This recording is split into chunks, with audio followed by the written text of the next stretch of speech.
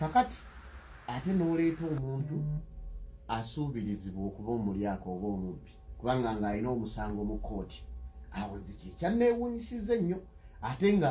n'aba amateeka ge tugoberera omuntu atwalibwa okuba nga tanazza musango anti kyeŋŋambye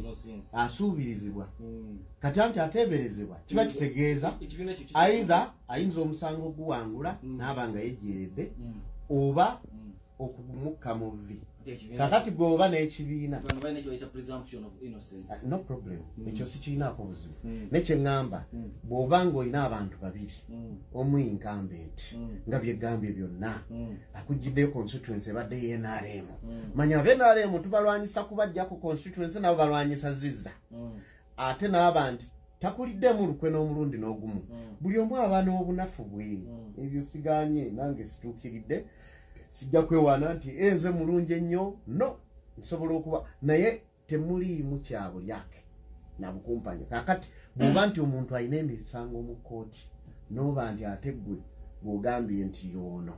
kubanga tomanya kati tugeze bwe gumuka mu vvi ne bagamba kati ng'oleese zo nga bw'ogambye mu by election kakati awo ekitegeeza kibanga agamba mu kifo ky'okupreventinga kubanga nze manyi prevention is better than cure ekyo kikugira n'ogamba bw'obeerako gw'otambudde eyo ng'ebweru bayinza okugamba katusooke tulindeko maybe another time naye omuntu bw'aba nga afaanana bw'atyo nga kituufu n'akuggyako kaadi nawe teba indictment gy'oli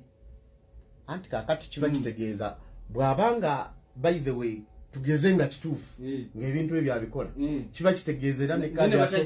no kyeŋŋamba ne kaadi aba amanyi obukodyo obusobola ogifunayo nga si yasaana